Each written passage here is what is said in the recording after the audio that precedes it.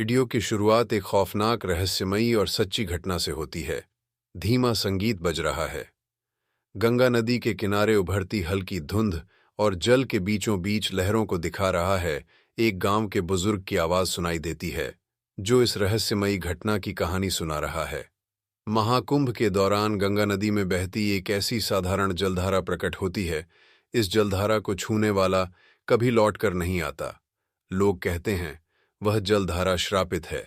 उस पर एक आत्मा का कब्जा है जो अपने साथ सब कुछ ले जाती है।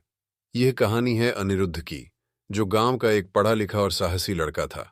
उसने बचपन से इस जलधारा के बारे में कई कहानियां सुनी थीं, लेकिन उसे यकीन नहीं था।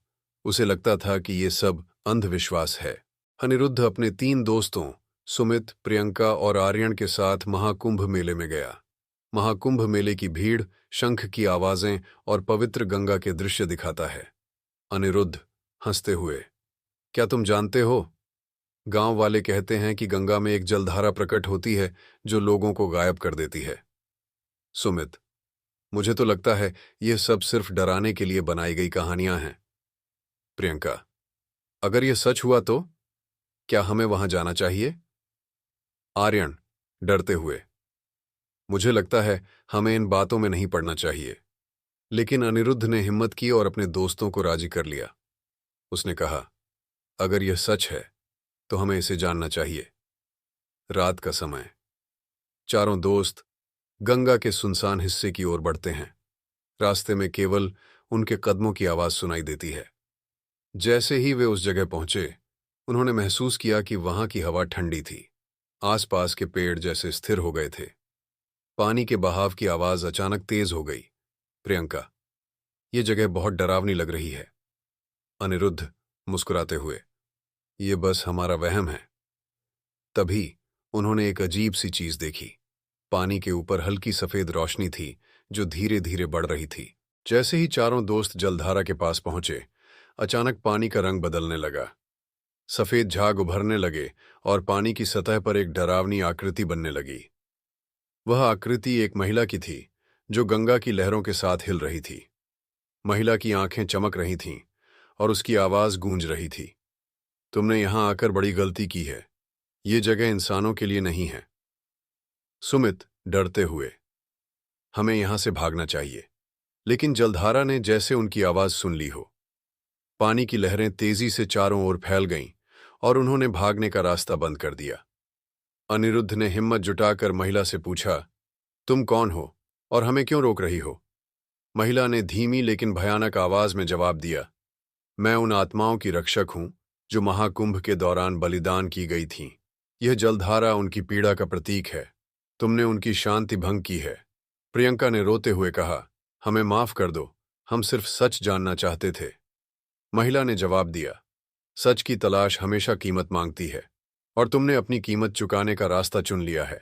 जलधारा से निकलते काले हाथ चारों दोस्तों को जकड़ने की कोशिश करते हैं। अजीब सी चीखें और कर्कश हंसी गूंजने लगती हैं। आर्यन, यह हमारी गलती थी, हमें यहां नहीं आना चाहिए था। अनिरुद्ध, हिम्मत रखो, हमें यहां से बाहर निकलना होगा। चारों ने मिलकर भागने की कोशिश की, लेकिन जलधारा ने उन्हें खींच लिया। अचानक सब कुछ अंधेरा हो गया। आंखें खोलीं तो वह एक अजीब सी जगह पर था। दीवारों पर खून जैसे निशान थे।